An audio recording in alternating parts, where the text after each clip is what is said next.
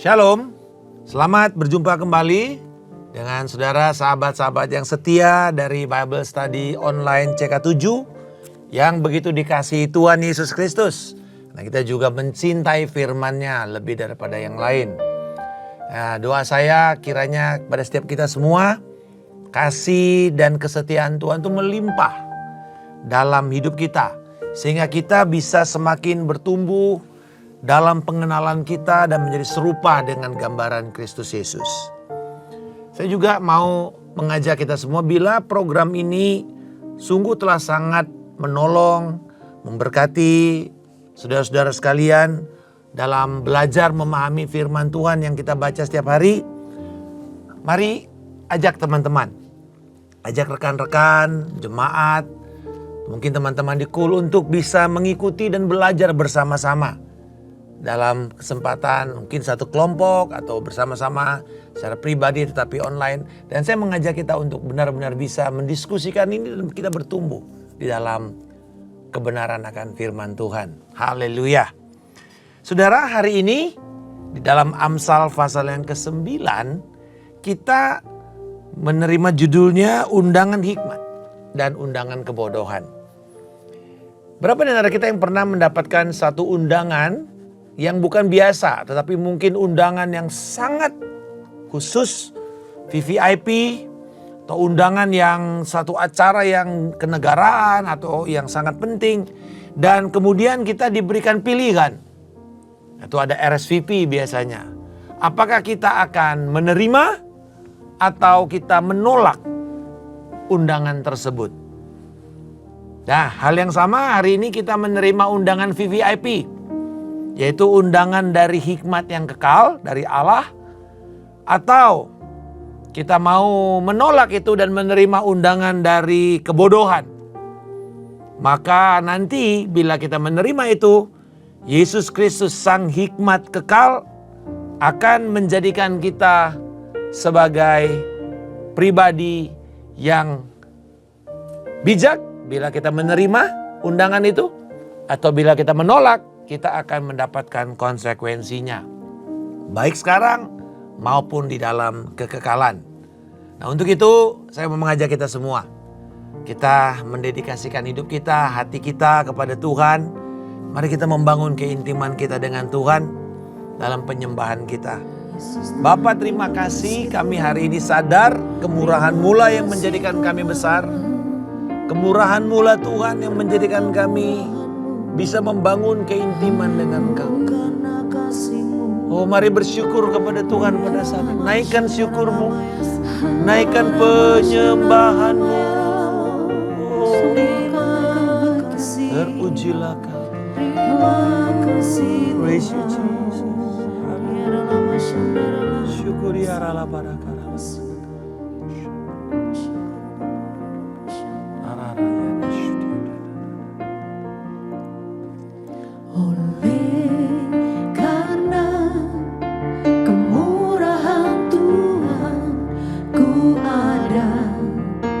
Sampai hari ini,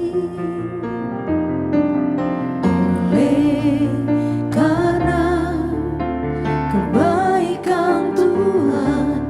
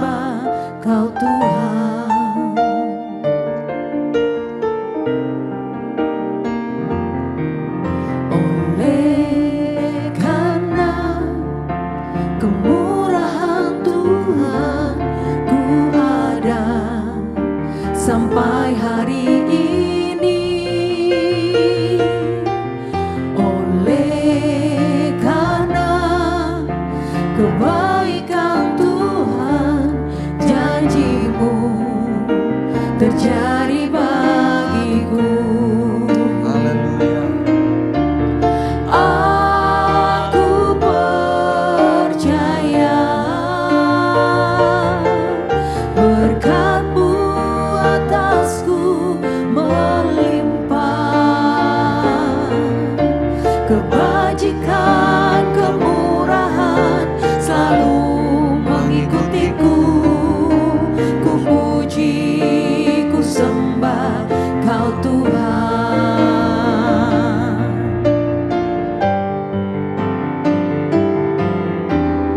Aku percaya berkat-Mu atasku melimpah. Kebajikan, kemurahan selalu mengikutiku. Ku puji, ku sembah Kau Tuhan.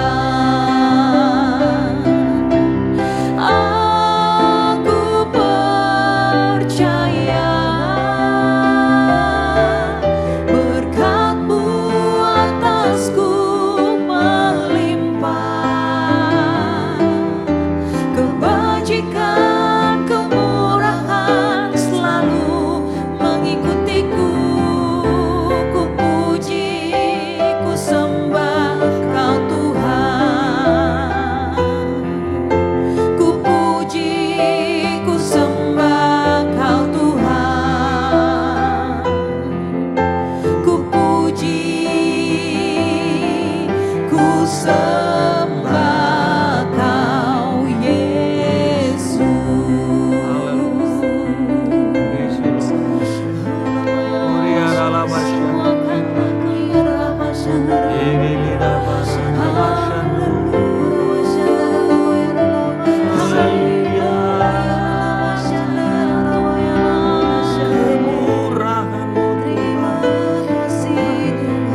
Lebih dari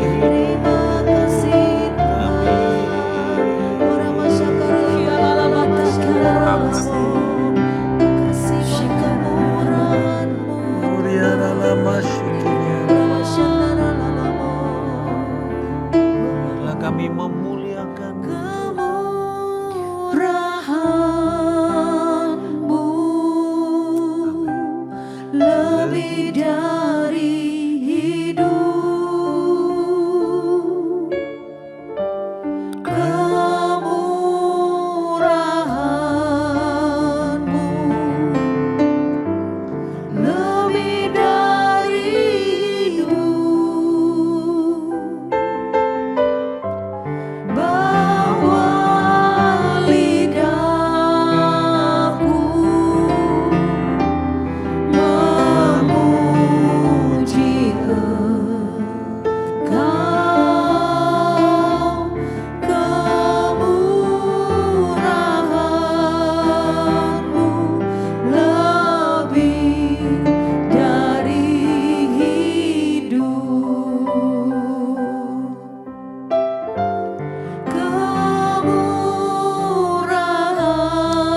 Kemurahan-Mu lebih dari hidup.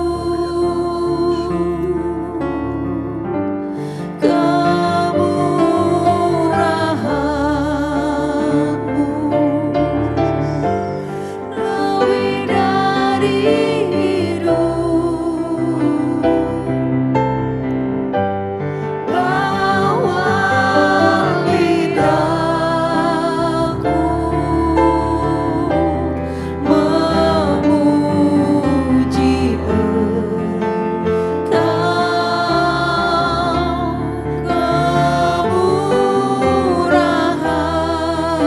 Kemurahan-Mu lebih dari hidup.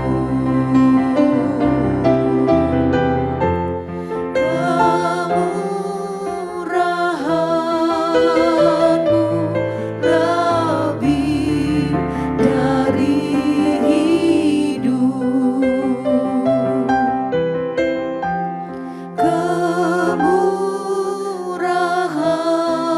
Kemurahan-Mu lebih dari hidup. Oh, haleluya.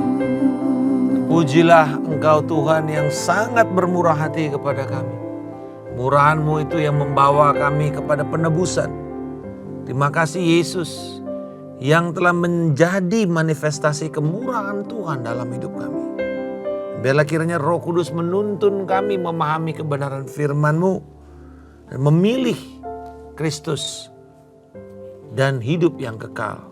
Dalam nama Yesus kami berdoa. Amin. Saudara-saudara sekalian, sejauh ini dari Amsal 1 sampai 9 yang akan kita pelajari pada hari ini, kita sudah melihat adanya dua oknum. Itu wanita yang saling bersaing untuk merebut hati manusia. Yang satu wanita sundal, wanita jalang yang bodoh atau wanita kebodohan. Yang kedua wanita bijak, wanita yang berhikmat, yaitu hikmat Allah sendiri. Nah, Amsal 9 ini menjadi puncaknya. Di mana kemudian setelah mereka terus menyampaikan, merayu, dan akhirnya saat ini si perempuan jalang yang menamakan dirinya wanita bodoh atau kebodohan itu memberikan juga tantangan. Sama seperti wanita bijak itu juga memberikan tantangan, memberikan undangan untuk kemudian diputuskan oleh para pendengarnya. Siapa yang akan kamu cintai? Siapa yang nanti Anda nikahi? Karena pilihan ini menentukan hidup dan matimu, keberlangsunganmu sekarang di dunia dan sampai kepada kekekalan. Karena hikmat itu adalah Yesus Kristus, maka apa rival atau saingan Yesus? Tentu kalau di sini hikmat itu saingannya perempuan sundal atau bodoh, maka Yesus saingannya adalah setan dan para berhala. Jadi saudara-saudara, bila kita memilih Kristus, maka kita harus memutuskan untuk berkomitmen, mengikatkan perjanjian kita dengan Dia. Kita menundukkan diri, membangun keintiman, relasi kecintaan kita kepada Kristus setiap hari. Dan kita akan menjadi bijaksana. Dan pilihan ini akan menentukan nanti cara hidup kita. Amsal 10 sampai dengan 31 ini akan menggambarkan nanti semua pengajaran-pengajaran yang diberikan di dalam pasal 10 sampai 31 itu semua ditentukan dari pilihan kita dari pasal 1 sampai 9. Jadi pasal 1 sampai 9 ini seperti sebuah undangan yang kemudian putuskan. Kalau kamu memilih hikmat, maka pengajaran yang diberikan ini nanti akan yang kamu pilih adalah yang berhikmat. Karena nanti dalam pasal 10 sampai 31 itu ada perbandingan antara hikmat dan kebebalan atau kebodohan. Selalu begitu terus nanti. Jadi karena kamu sudah putuskan, kalau kamu pilih hikmat ya pilihlah gaya hidup yang mencerminkan hikmat itu. Nah, ada tiga dari undangan itu, tiga hal dari undangan yang disodorkan kepada kita. Pertama, terimalah undangan hikmat, maka kita menjadi bijak dan akan mendapatkan hidup. Ayat 1 sampai 6. Yang kedua, perbuatan-perbuatan kita akan menyingkapkan atau menjadi manifestasi undangan yang kita terima itu apa?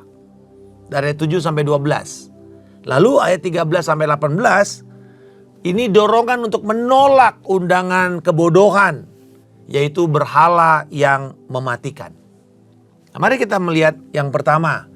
Terimalah undangan hikmat, maka menjadikan kita bijak dan hidup. Hikmat dikatakan telah mendirikan rumahnya, dan rumah hikmat ini digambarkan seperti istana.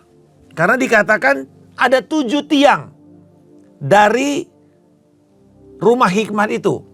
Kalau kita melihat di ayat 1 ini adalah gambaran dari istana Salomo.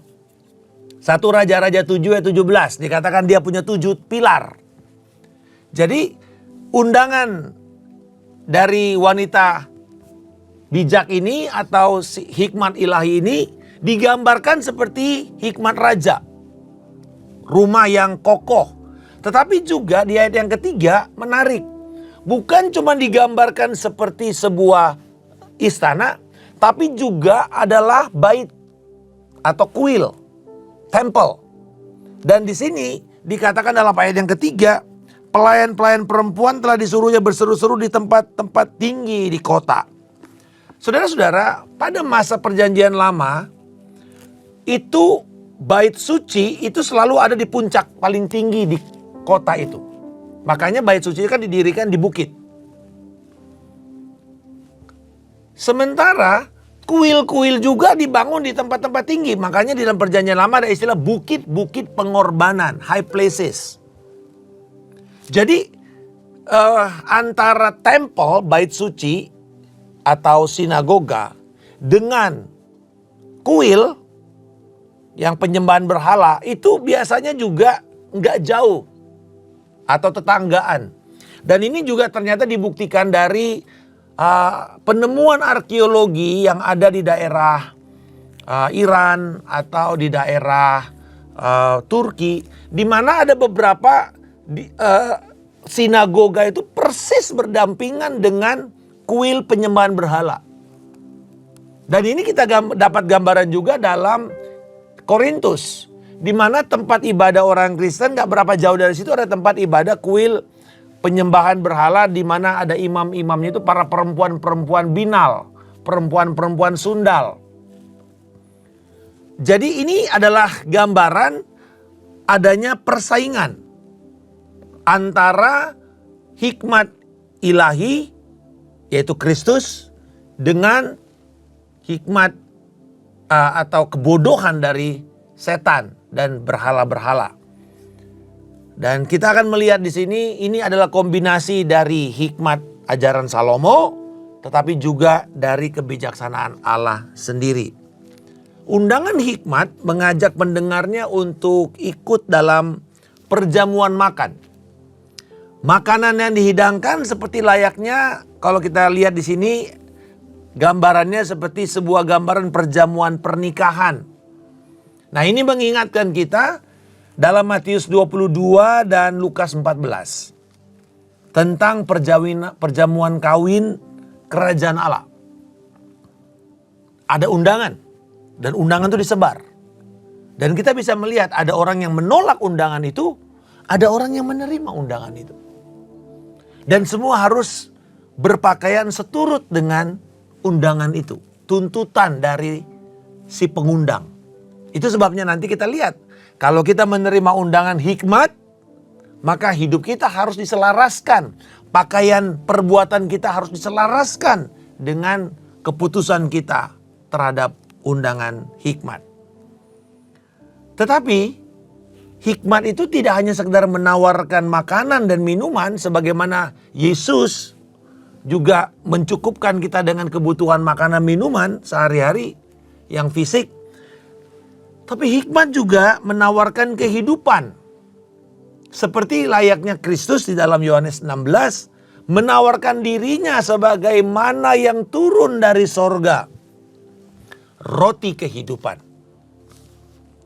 Artinya, bagi setiap orang yang mau menerima undangan hikmat, keputusannya adalah buanglah segala kebodohanmu.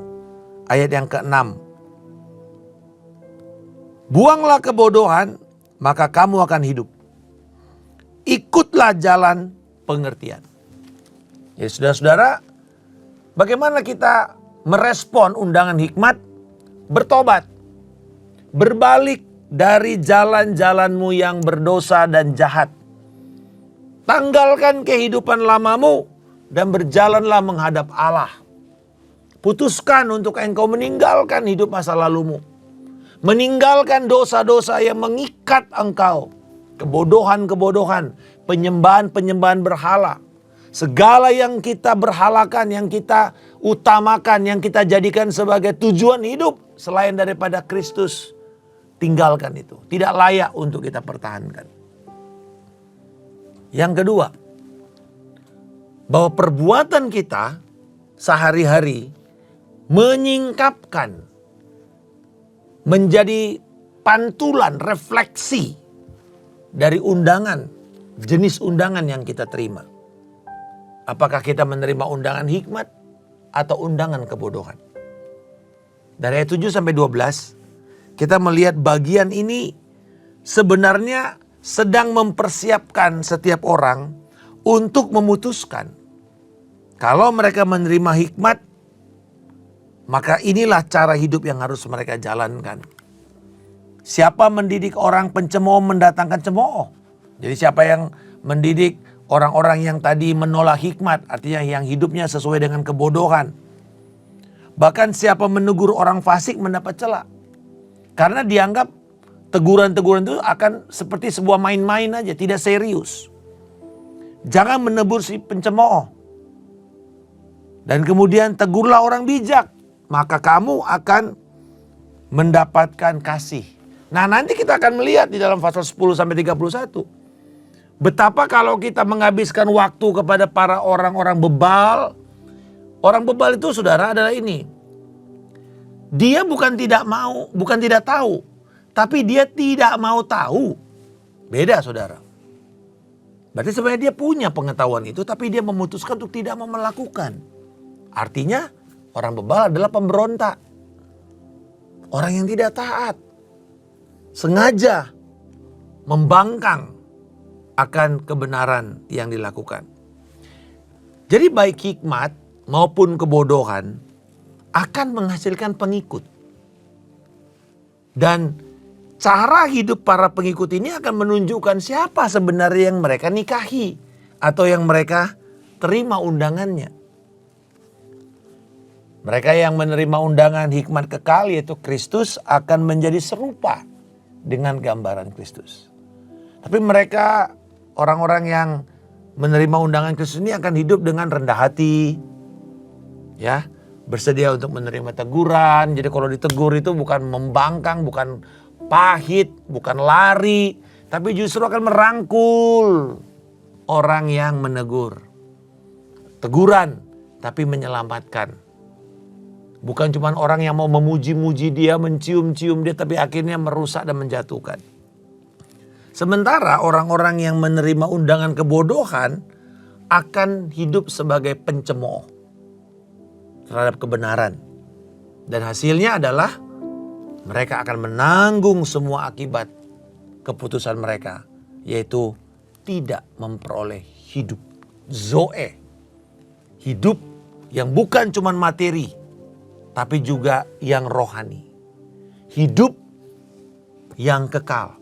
Hidup dengan standar moral Allah. Jadi saudara punya pilihan pada hari ini. Mau menerima undangan dan engkau akan mengikuti semua jalan-jalan dari undangan itu. Terimalah undangan hikmat, bukan undangan kebodohan.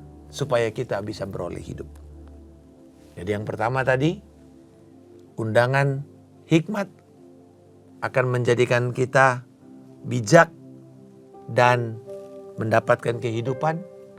Yang kedua, bahwa perbuatan-perbuatan yang akan kita kerjakan itu adalah hasil keputusan kita dalam merespon undangan itu. Jadi terimalah undangan hikmat supaya kita nanti hidupnya diarahkan kepada jalan-jalan kebenaran, jalan-jalan yang lurus, jalan-jalan pengertian, jalan-jalan kehidupan, jalan-jalan untuk hidup takut akan Tuhan. Nah, yang ketiga, yang terakhir, bahwa kita didorong untuk menolak undangan kebodohan. Karena itu adalah berhala yang mematikan. Dari 13 sampai dengan 18. Dikatakan bahwa berhala-berhala itu, perempuan bebal yang cerewet itu tidak punya pengalaman, tidak tahu apa-apa. Bapak Ibu, berhala yang kita sembah itu tidak bisa sepantar, setanding dengan hikmat Allah. Nah, perhatikan baik-baik. Ia duduk di depan pintu rumahnya, di atas kursi di tempat tinggi di kota. Sama seperti perempuan hikmat tadi. Perhatikan baik-baik, sahabat sekalian. Kalau kita menerima undangannya dia ini, kita akan menghasilkan kematian kekal. Di ayat yang ke-18. Orang yang tidak tahu bahwa di sana ada arwah-arwah. Orang-orang tidak tahu bahwa yang diundang itu ada dalam dunia orang mati. Ini bicara mengenai Sheol, bicara mengenai dunia orang mati yang terpisah dari Allah. Nah, perhatikan yang menarik. Bahwa si wanita bodoh ini juga mengundang, juga membangun rumahnya, juga membangunnya di tempat-tempat tinggi di kota itu.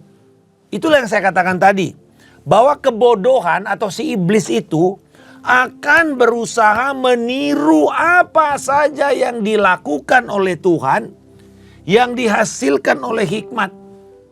Oh, si hikmat mendirikan rumah, aku juga mendirikan rumah.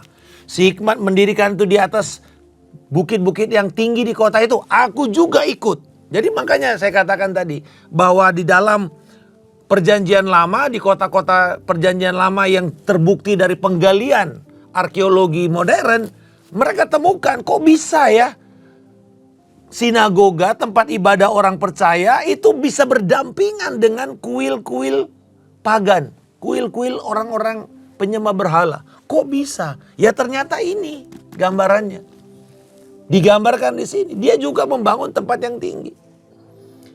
Iblis selalu akan meniru apa saja yang diperbuat oleh Tuhan. Bahkan menawarkan keselamatan.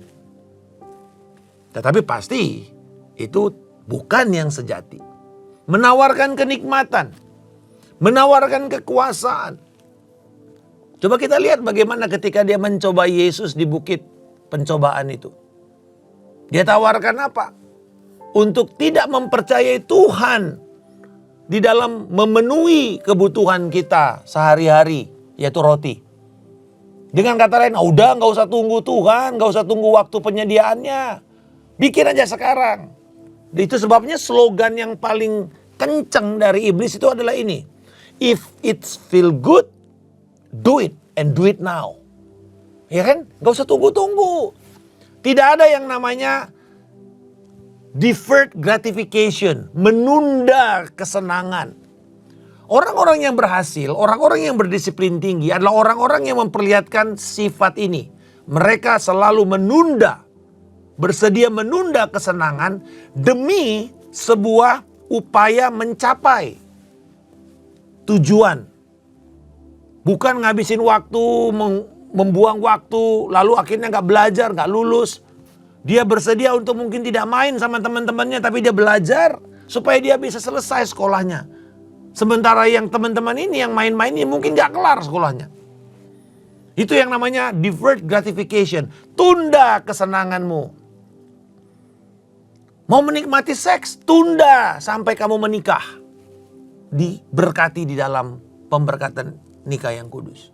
Jangan mau lakukan sekarang, itu menghancurkan kamu. Nah, iblis selalu akan tawarkan yang ini. Dia selalu juga punya suara yang sama, mengundang orang. Dia selalu meniru, dia meniru juga ibadah. Makanya, kita bikin gereja, dia juga bikin gereja penyembahan setan. Yang kita kenal sebagai Satanic Church itu. Anton LaVey. Dia punya kitab, dia bikin juga kitab. Dia bikin ritual, kita juga bikin ritual. Ada penebusan oleh darah, kita juga bikin penebusan oleh darah. Semua dia coba, saudara. Jadi ibarat di dalam Yesaya 14 itu dia selalu ada mengelilingi Tuhan terus. Apa yang Tuhan bikin dia buat juga. Karunia-karunia rohani. Mujizat, dia bikin juga mujizat. Sepertinya kok orang ini sembuh juga dengan pengobatan alternatif. Tapi sebenarnya buat perjanjian dengan berhala. Membuat mereka terikat makin dalam. Mereka mencoba meniru karunia berbahasa lidah. Dengan bentuk mantra-mantra itu. Rapalan-rapalan itu. Itu sebenarnya sama. Mereka berusaha untuk meniru apa saja yang Tuhan ciptakan. Tapi mereka tidak bisa menciptakan. Itu perbedaannya antara Tuhan dengan setan. Kata setan itu artinya musuh abadi. The adversaries. Satan, hasatan, the adversaries. Musuh itu. Nah saudara-saudara, sifat setan yang berusaha untuk menyaingi, meniru. Itu seperti kalau dia itu seperti bulan ya. Dan mengelilingi bumi gitu. Ya, dia terus mengorbit di sekitar bumi. Nah, begitulah setan terhadap Tuhan. Dia selalu berusaha mengorbit. Kalau bisa mau mengambil alih, tapi tidak bisa. Apa saja yang diperbuat oleh Tuhan dia coba bikin. Tapi semua itu adalah tipuan. Itu hanya sebuah fata morgana, tidak real. Dan dia juga menggunakan kata-kata di sini dikatakan. Dia duduk, orang-orang lewat, diundang dengan kata-kata. Ayo, siapa yang tidak berpengalaman, singgah. Siapa yang tidak berakal budi, belajar. Dia mengajar. Tapi apa ajarannya? Dikatakan air curian manis. Roti yang dimakan sembunyi-sembunyi lezat. Itu ajarannya. Udah korupsi aja. Gak apa-apa kok markup. Gak usah jujur-jujuran begitulah. Gak ketahuan juga, alah nambal 1 juta semeter. Kalau misalnya dia suruh dipercayakan beli tanah gitu. Alah dia juga udah kaya kok. Gue juga ngambil segini juga dia gak ketahuan. Roti curian. Semua yang dilakukan sembunyi-sembunyi. Kalau orang itu sedang berzina, dia sembunyi-sembunyi kan dari suami atau istri yang sahnya. Tapi sekarang lebih nekat lagi, udah terbuka terang-terangan. Tapi semua apa? Sembunyi-sembunyi itu dilakukan itu nikmat. Nah, bahaya saudara-saudara. Ini yang bahaya. Segala sesuatu yang tertutup, yang disamar-samarkan. Dan iblis itu selalu pakai modus operandanya begitu. Makanya kadang-kadang ada orang bilang ini, jangan cari pasangan itu di clubbing, gelap-gelap, kamu gak kelihatan aslinya. Cari yang di gereja gitu loh, terang. Ketahuan mukanya, ketahuan sifatnya. Kenapa? Yang di dunia itu selalu gelap-gelap. Supaya tersamarkan.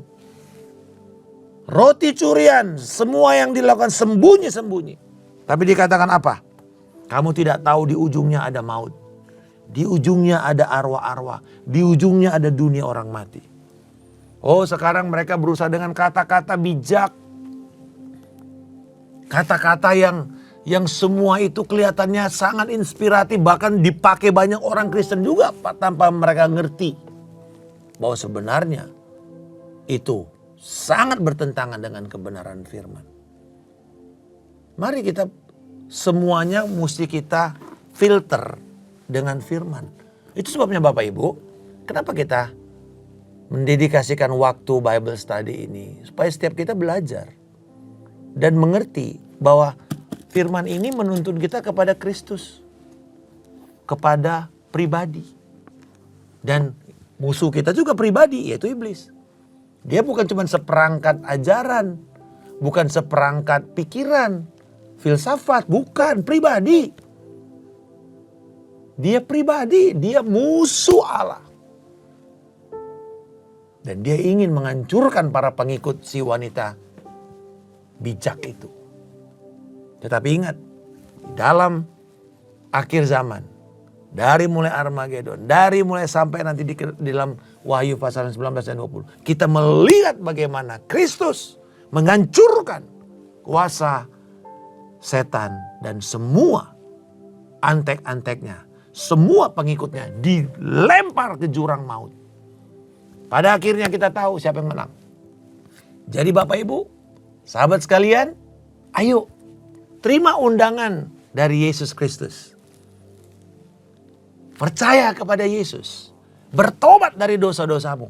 Tinggalkan semua kehidupan yang penuh dengan kegelapan, kepalsuan. Mari datang pada Kristus. Mari datang kepada terang yang memberikan kehidupan itu. Dan kiranya keputusan kita ini tidak akan kita sesali. Tapi justru kita akan bersuka cita ketika nanti Yesus datang dan mengatakan, baiklah engkau, hambaku yang baik dan yang setia. Masuklah ke dalam kebahagiaan Tuhanmu. Kami bersyukur Bapa. Kami menerima undangan Raja. Kami menerima undangan hikmat. Kami menerima untuk kami diajar, ditegur. Dan kami akan menjadi semakin serupa seperti Kristus. Tolong kami untuk tidak mengeraskan hati kami. Tapi kami merendahkan hati kami dan percaya Engkau adalah sumber kehidupan. Dan barang siapa yang percaya dan mengikut Engkau tidak akan binasa, melainkan beroleh hidup yang kekal.